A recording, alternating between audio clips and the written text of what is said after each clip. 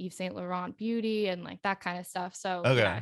yeah, we definitely like joke sometimes when we were younger, we'd do these little like concerts and make my parents pay like 50 cents to come see my concert. Thanks for doing this. I'm super No, excited. thank you for being here. We really, really appreciate it. Are we rolling already? We're always rolling. All right, cool. I'm just gonna turn my air conditioning off because Cool. New York apartment living is not graceful Oh, in the right on. background of recordings. Are you originally from New York? I'm not. No, I'm from outside Sacramento in California. Oh, wow. Okay. I'm from Yeah. Southern California, San Diego, but I just moved. My family and I just moved to Nashville. So Oh, we took the amazing. How do you trek like to the it? East Coast. We love it. We love it. It's amazing What here. area are you in? South of Franklin, just south of Franklin. Oh, cool. Very Yeah. nice. Yeah, we dig it. We dig it a lot. So, born and raised in just outside Sacramento, is that what you said? I was born actually in Peoria in Illinois, but my Oh, wow. parents moved from the Midwest. My parents kind of grew up in the Midwest, and went to school in Indiana, and then moved out to California when I was tiny. So pretty much born and raised. I don't remember anything about Illinois. Okay. What do you Yeah, remember how old you were when you moved to California? Like an I was like infant? less than 2. Oh, Yeah, like a okay. tiny.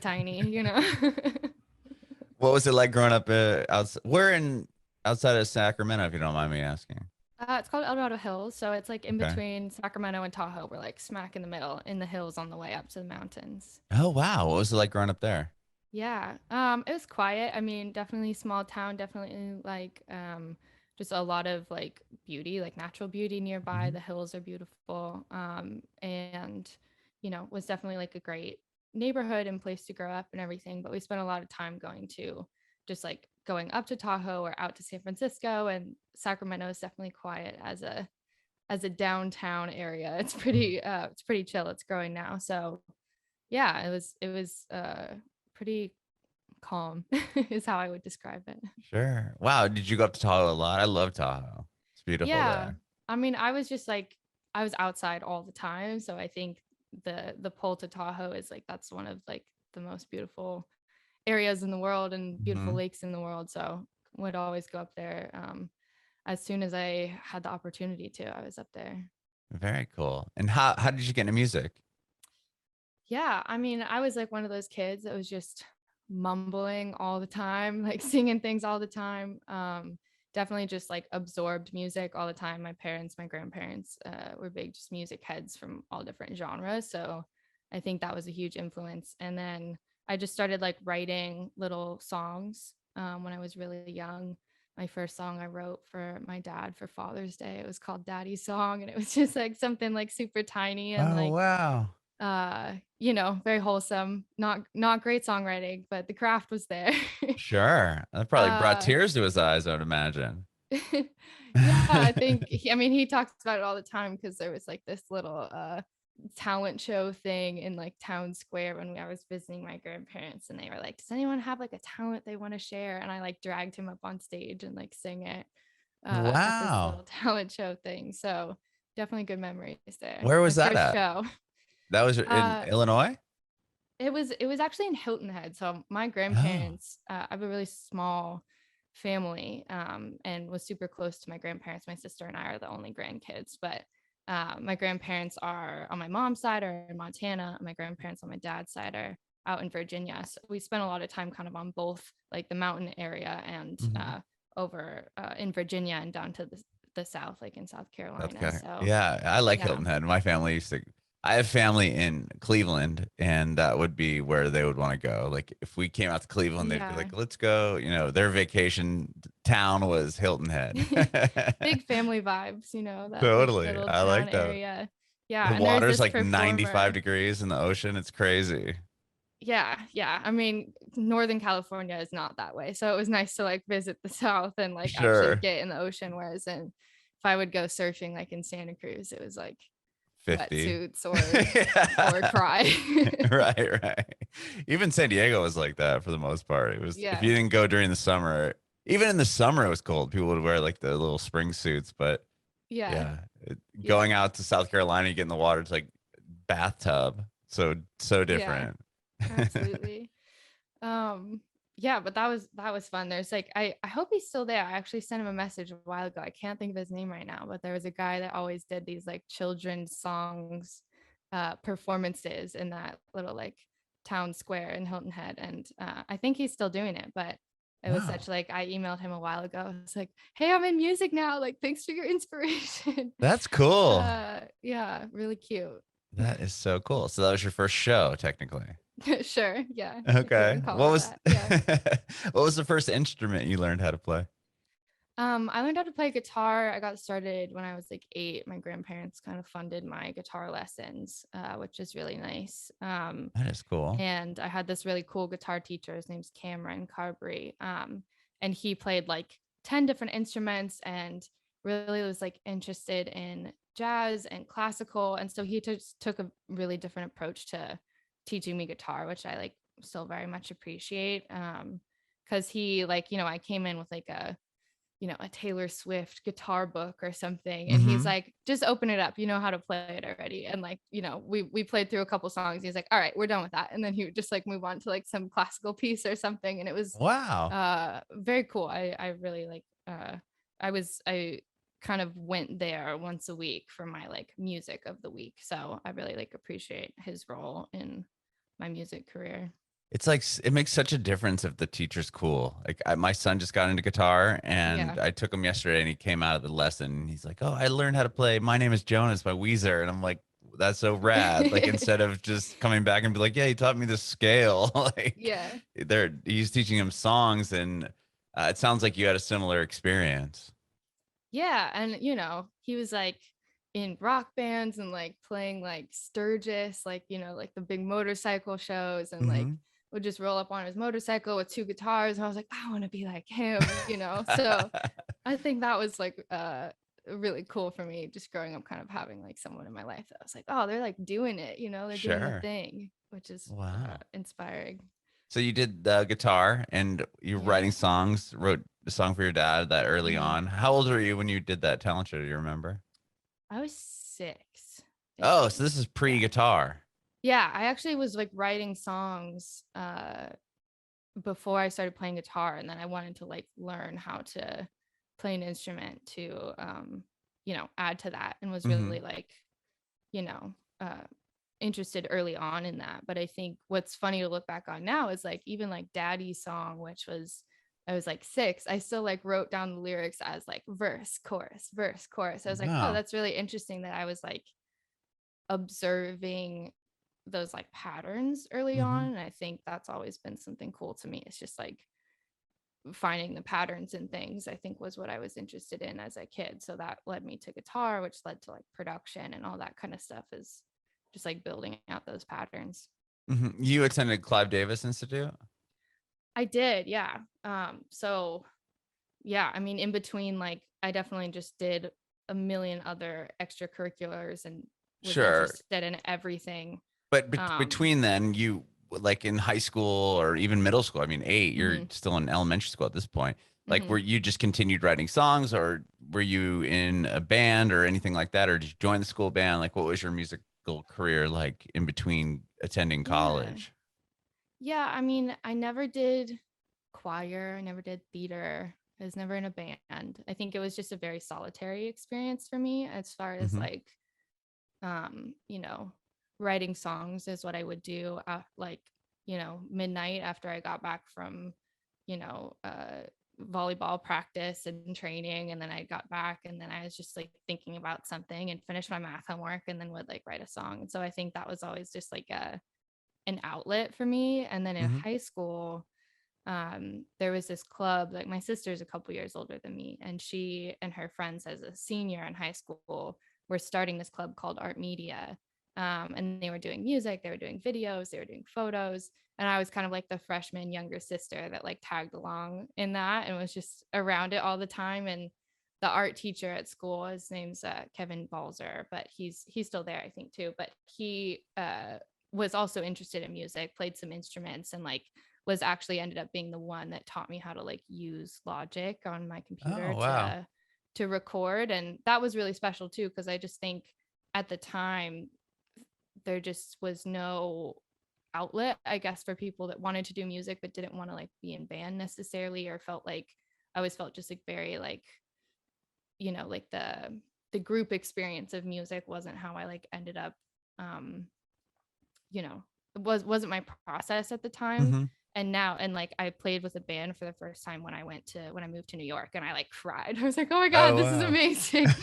Like, this is why people do this. I was just so nervous to like play my own music with and ask other people to play my own music, Mm-hmm. I think was definitely a hurdle for me. Did you gain that confidence at school? And do you remember, you know, like a hurdle you went over to get to that point?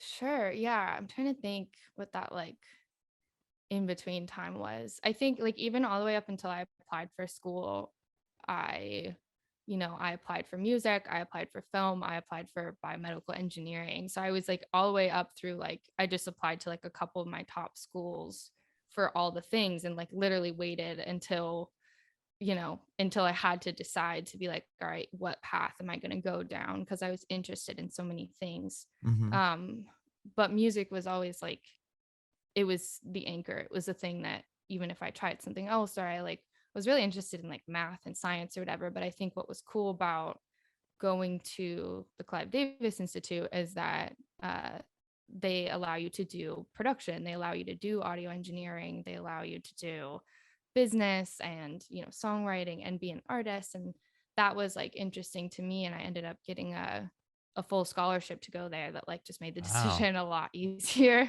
Yeah, obviously. I'd say. Yeah. I was like, student debt or free Yeah. school.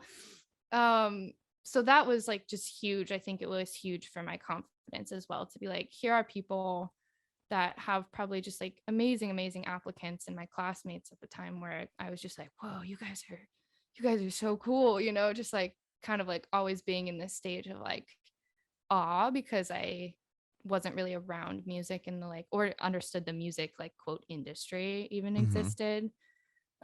So that kind of gave me a new confidence in fact, in like in terms of going and being like, all right, I got in here, this is, I made it here, so there must be something to it, I think was a real turning point for me. Sure. Wow, what a validating moment to get a full scholarship Yeah. to that, especially that school. I mean, wow. Did you have to? I mean, how did you land the scholarship, and how did you get into the school? Was there like an audition process? Yeah. The scholarship, I've always thought about that, and I know it was donated by someone. So like, if y'all Mhm. listen to this and you donated my scholarship, thank you. uh, I'll pay it back one day. I'll do it, pay it forward. But I think I'm sure it came from a little bit just like the breadth probably of other things that I did. Like any college, they're like, what extracurriculars did you did? Like, what are your AP scores? Like, I Mhm. was doing all that kind of stuff as well. Not um just music, yeah. as far as extracurriculars, what were you said volleyball, but are there other things you're involved Yeah. with?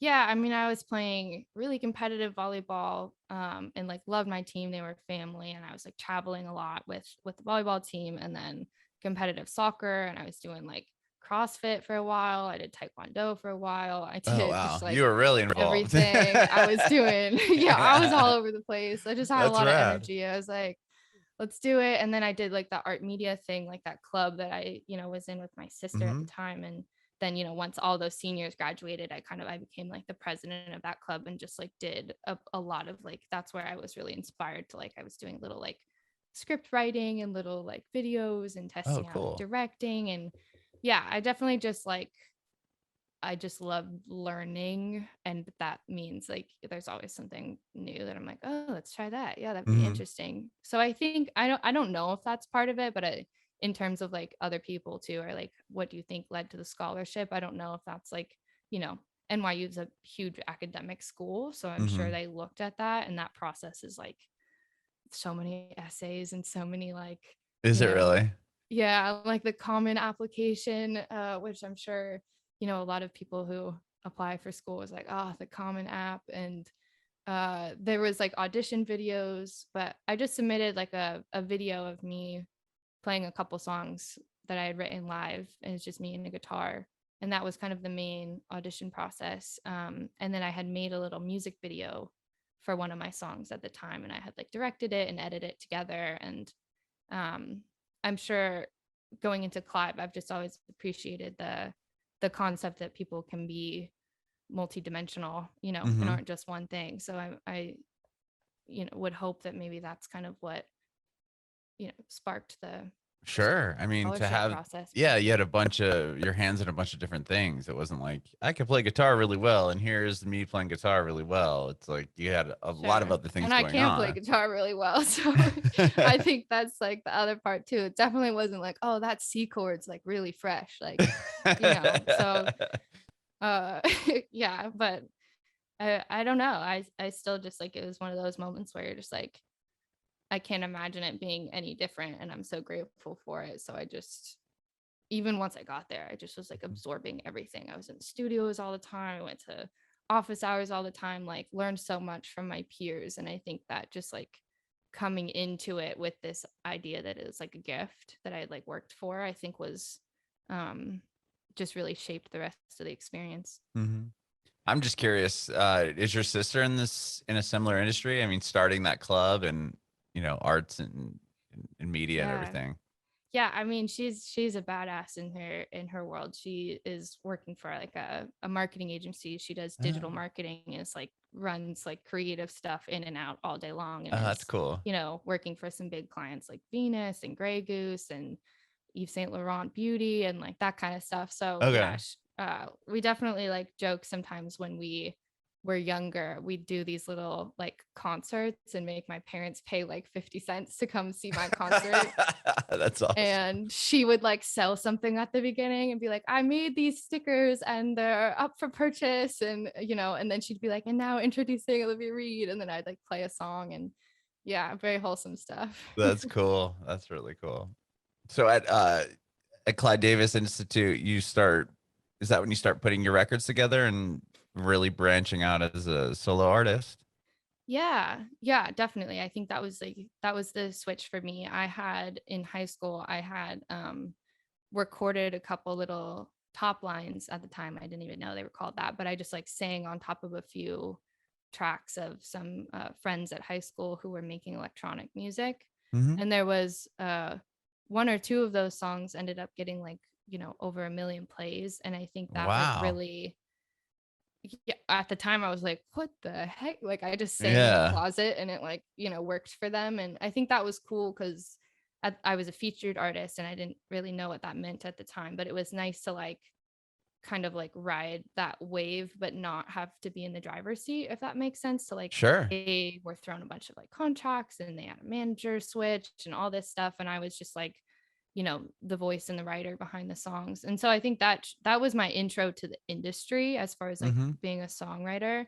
And then once I got to school too, I just got to like learn what that meant, and like learn what, how to be a songwriter, what sessions were, how to collaborate with people, like how to like understand what the contracts mean and that kind of stuff. But musically, I just had always been writing these like, really solitary, really like um I guess like things that were just like thinking, always looking inward, I Hmm. guess, kind of songs. So it was really interesting to start to share them with people because I hadn't really done that too much. So I spent a lot of time like learning the production side of things because that was something new that I could learn, and then just like was obsessed with the idea that I could create a whole world around these songs and like put people in an environment, so that when I shared the music that I had been writing and had been envisioning all these elements behind it, then suddenly like someone else could hear that too. And like Hmm. that was really inspiring for me. So definitely over like the next 4 years, really, I just was always working on things as an artist, but constantly going like, should I be a songwriter? Should I produce for other people?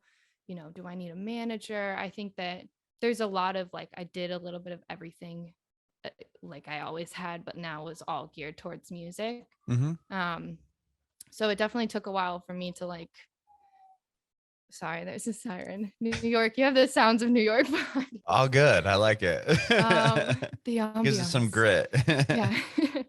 Yeah. But yeah, I think it was just a process for me to still step into that fact of like, I am an artist. It's going to be my name, or like, here's my work, and like, uh, see that there was a lot of value in that. I think that's definitely been a journey that I'm sure a lot of artists go through. It's being like, there's so many artists, there's so many Mhm. beautiful people that have so much to say.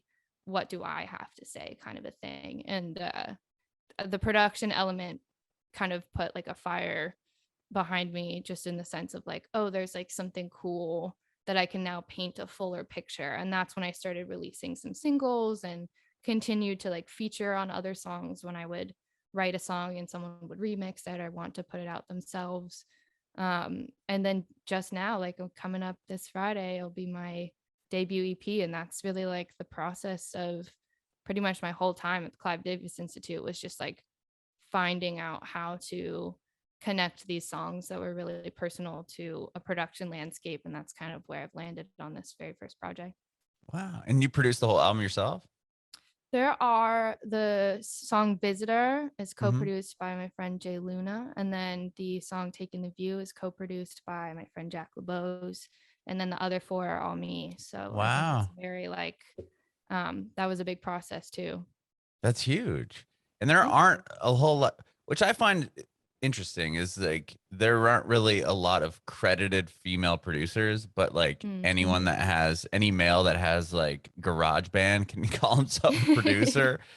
Do you, I mean, Yeah. do you feel like, I'm sure you see that every day. Yeah. I mean, I think that was even some place like in New York City, where it's like, you think everything's so progressive, you think so many things are changing. I had a really hard time uh trusting myself as an engineer, working with all my professors teaching it are all male, all my Mhm. peers in my classes were mostly male. And I think I definitely, I had this one professor, Bob Power, who's, like Tribe Called Quest, D'Angelo, like all these amazing artists that Wow. he worked with early on. And he was so straightforward. He's like, do it yourself. And he was like, Olivia, do it yourself. And I was like, all right, I guess I can do it. I was like, I just need to find someone to polish it up. He's like, no, you can do it. And I think that that was good, because I think it's that barrier of like, well, I could try to do it, but there's someone who's going to do it better. And unfortunately, the people that have had like a lot of the opportunity to like really, have a mentor, to like be in the industry for an extended period of time, are mostly men. So I think that Mhm. was interesting, that it's kind of like I really found comfort in like my peers who were women or non-binary artists that were learning produce, and we were all kind of like, shit, this is hard, but we're gonna do it, And I think Right. that was huge. But I think other than that, there's a lot of barriers to be like, that imposter syndrome is so hard to sit in a class full of like, other, male producers, and sit and be like, yeah, I am a producer. It took me a long time to say that, even though I was fully engineering my work at that time too in studio. So I think it just, it takes longer to sit in that word and be like, yeah, I guess I am, Mhm.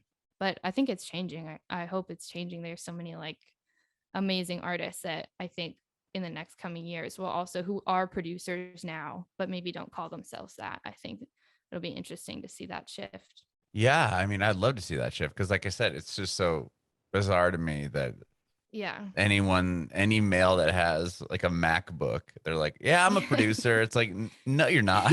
You're really not." Yeah. Like, don't kid yourself.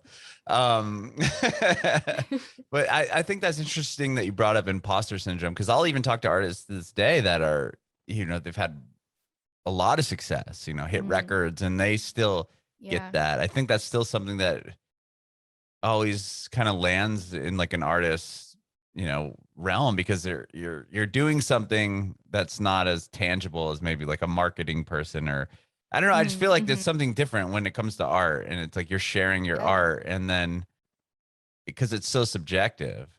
Yeah. I think. Especially now, I think just like technology is changing. So like I talked to these guys that they went to Clive several years ago and are just Mhm. killing it now. They go by Take a Day Trip. And I was talking to them about this, and they were just saying that like the role of the producer has changed so much and what that means. has changed so much. They're like, we're therapists, we're instrumentalists, we're arranging, we're engineering, sometimes we're mixing, like sometimes we're writing. Like it's a lot of producers now are also Hmm. writing, composing, like that kind of thing. So I think it's just like this element of maybe that creates a little bit more freedom. That not all producers are going to have like, you know, be able to fully produce out a track with samples in 3 hours. Some producers take, you know, like for me, for example, I make a lot of really rough arrangements and then I go into the studio with like friends and instrumentalists that I like and ask them to recreate the pieces. And then like as we're there together, it's like creating with them there. It's like, okay, let's actually do that like tom roll and just like record it on different places with the microphone spaced around in the studio. And that was a huge privilege because I would have never been able to have studio time without school. Hmm. So I think school for me was like really a big deal because that kind of production wouldn't have been supported. You know, it just creates like different barriers when you don't have access to equipment or studios. But Hmm. I think that really helped me to like step into the producer role, was to have that access. That is nice because if you think about it, if I rented a studio, it comes down to the hour, right? And if you're Yeah. like, okay, I want to bang out 3 songs, but I only have 2 days Yeah. and 6 hours a day, then you're like really cutting down to the Yeah. second. Whereas if Yeah, you it have some limits more, you. yeah, totally. If you have time to really hang out and do it, then it just creates a whole different Sure. environment. And it's Yeah. interesting with the producers too, because you, like you said, they have to do a million different things now. It's not just, Yeah. okay, I'm gonna produce the song, but if you hear the bigger producers nowadays, like you can kind of hear their touch to the record Yeah. because you know that they're helping write the songs and arrange it and go like, oh, I Sure. think this tone should be like this because it worked on this Yeah. record beforehand. And yeah, it's just like it's definitely changed quite a bit. Yeah, and I think what's cool about that is that too, like I think the reason why I really was inspired also to do it myself was to like be able to take ideas that were in my head and put them into like a tangible form. And that's Hmm. something that like, you know, I build so much out just on my computer with a MIDI keyboard. And I think that's something that like the generation now of like artists that are just starting out and artists I can't imagine like 10 years from now who are just starting out what it'll be like for them. But there's so many tools to be able to figure out how to communicate those ideas on your own, even if you're working with another producer, even if you walk in and you have this like demo with like a flutophone in the background on your MIDI keyboard, you can still like get like an amazing saxophone. Like I on one of my songs, I'll just like arrange on like it'll literally be like just the cheesiest like fake saxophone sound. And I can send it to my friend that plays saxophone and he'll just like slay the same part. And I think that that's interesting too, is like you can build out those ideas and like I could test out what a saxophone would sound like. I can test out Hmm. what like a violin will sound like before, you know, it was just so limited to studios, and now there's so much you can do on your computer to like communicate to other instrumentalists, other Yeah. creators.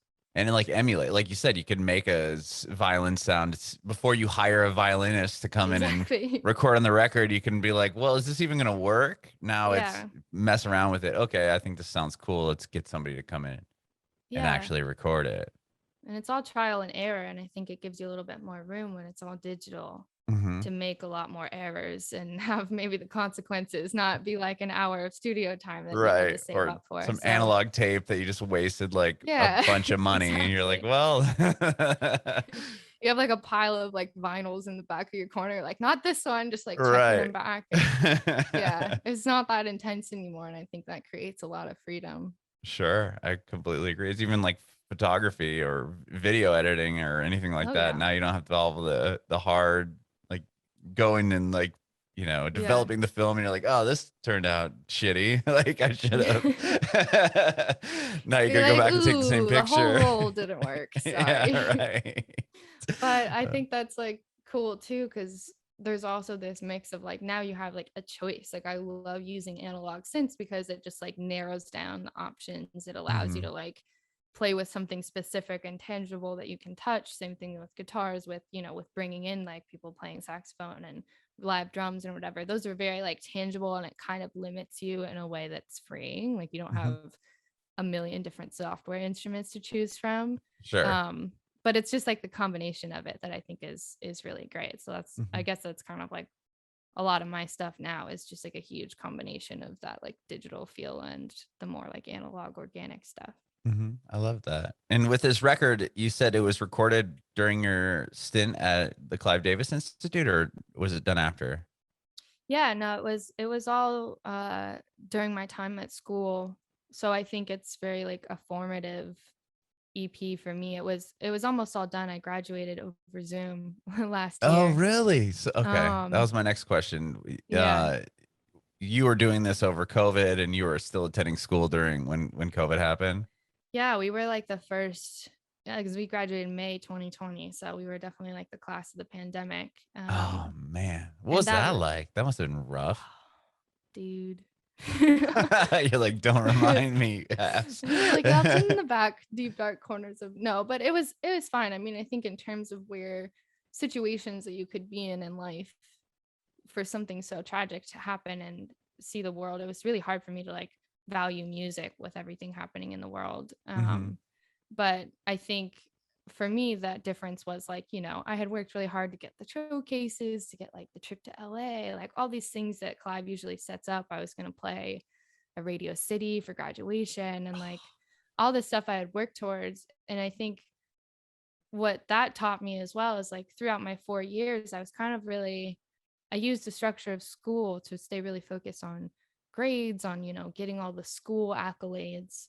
And I think that was good in a sense of like structure, but I think it also like, everything I had really worked for those 4 years was canceled at the end of that journey. And I think that was nice because it was just kind of like a reminder to me to like enjoy the process just as much as what you're looking forward to at the end. Because I think the finish line definitely got like taken away. It was like, oh, you already passed it, it was back there. It's like, oh, okay. So there's not these like big rewards at the end, but I think that was like really cool because this EP was like kind of that moment of like, it's that same thing of like enjoying the process of making it, not necessarily waiting for release day. So like I'm super stoked for release day coming up, but I think I almost already had my like big celebration of like I made this, hmm and now it's going into another world where it's not really mine anymore. It's just kind of like giving it out to anybody who would feel connected with it, and it's like second life. hmm With stuff opening up, do you feel like you're going to be able to I don't know, maybe you have something planned, like a release show, or be able to play these songs in front of people yet?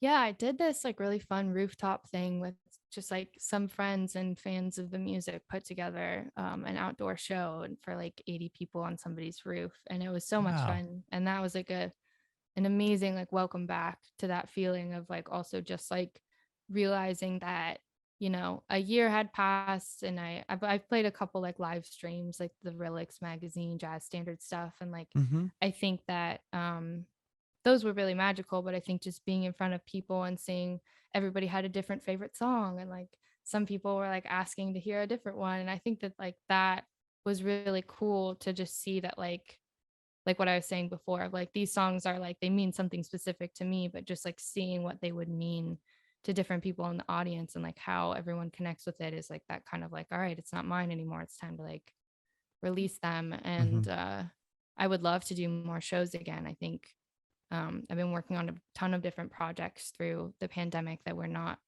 oriented towards my own career. So just stepping back into that artist role again. That's awesome. And you got other things going on as far as producing for other artists? I'm not doing as much production for other artists. I'm definitely writing with other artists. I Oh, spent writing. Okay. through the pandemic, started working for this nonprofit foundation and just focusing on music education and working with artists around the world. I think that was a huge process for me too. I actually ended up working on this series called Song Start, which will come out next month. And it's songwriting, music business, production, and like mental health, all oriented to like towards music. And a lot of that was just like of writing this series with Ali Tamposi and Tamar Capellian, who are the co-founders. They kind of came to me and were like, we want to create something that's holistic and that is free to everyone. So that has like really been a passion of mine since this time last year. was just working on this series to create a free resource for people to get started in music the same way, like, NYU was kind of that for me, Oh, figuring that's out cool. how to bring that to other people without Like the a big master price tag. class?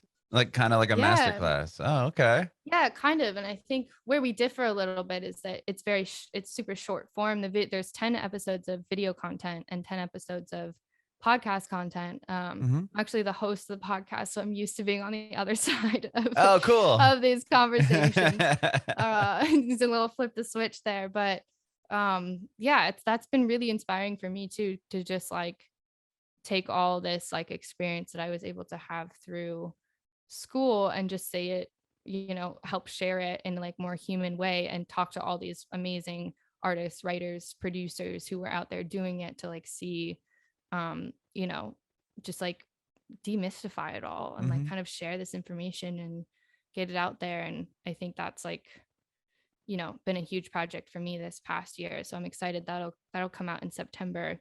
Um, and just kind of like seeing what that impact is, I think will be really cool to experience. That is awesome. So that's coming out in September and the record's coming out on Friday.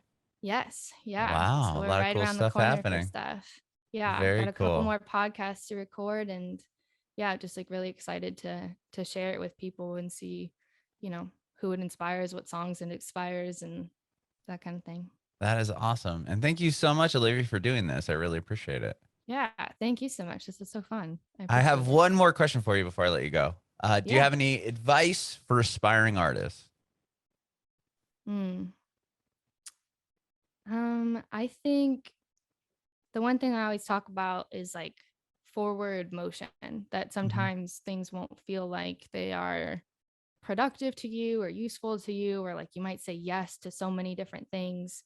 But I think every opportunity can like move you a step forward, and you just might not see where that like end goal is. But I think like saying yes to opportunities and like absorbing things from other people has been so beneficial to me, to just like be open to what comes my way and feel like it's all moving me in the right direction. um yeah, if that makes sense. I think also the other thing that's helped me is like understanding that like only you can do what you do, in terms of like not trying to be someone else necessarily, or not trying to like, fit in the lane of another artist, has been really cool, because I think you kind of realize that like the only thing that I'm absolutely the best at is like being Olivia. Like no, everyone else is better at me at so many different things. So just like understanding like who I am, I think has been really beneficial. Um, and I, maybe that's inspiring to someone. I don't know.